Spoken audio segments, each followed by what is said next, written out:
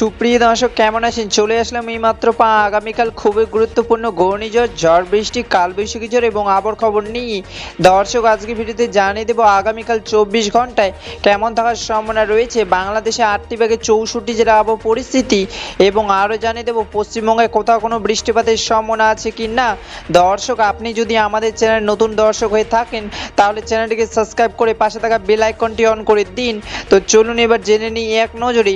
দর্শক ইতিমধ্যে গত 24 ঘন্টায় আবহবিদ বাংলাদেশের সর্বনিম্ন তাপমাত্রা রেকর্ড করেছেন ঢাকা বিভাগে 35 থেকে 36 ডিগ্রি সেলসিয়াস এবং আবহবিদ আরও জানিয়েছেন ইতিমধ্যে চট্টগ্রাম, পঞ্চগড়, খুলনা, যশোর, ঢাকা, গাজীপুর, ফরিদপুর, সিলেট, হবিগঞ্জ, ময়মনসিংহ, টাঙ্গাইল ও রংপুর জেলায় আকাশ মেঘলা এবং আগামী কয়েকদিন মেঘলা আকাশ থাকার সম্ভাবনা রয়েছে এবং পশ্চিমবঙ্গে আবহাওয়া দপ্তর সর্বনিম্ন তাপমাত্রা রেকর্ড করেছেন হলদিয়া, বর্ধমান এবং রায়গঞ্জে 34 থেকে 35 ডিগ্রি সেলসিয়াস এবং পশ্চিমবঙ্গে হলদিয়া, খড়গপুর, কলকাতা, বীরভূম, বাঁকুড়া, পুরুলিয়া, আসানসোল, রায়গঞ্জ কয়েকদিন মেঘলা আকাশ থাকার সম্ভাবনা রয়েছে।